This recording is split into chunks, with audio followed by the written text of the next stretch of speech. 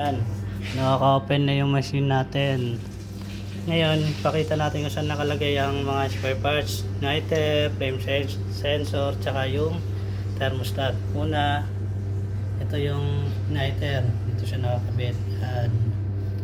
Ito naman yung flame sensor. Yan. Ito naman yung thermostat. Yan yung kulay puti, yan yung nagre-reset.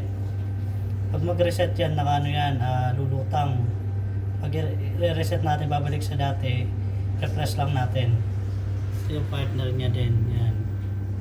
Then, ito naman yung transformer. Ito yung roller niya. Ito. Ito yung motor. Ito naman yung fan. Ito naman yung gas valve. Tawagin yan. Gas valve. Yan lang. Yan yung mga nasa loob. Kung di umiinit yung machine natin, ito lang yung check natin. Igniter, flame sensor, thermostat, transformer, tsaka yung gas valve. Yan lang.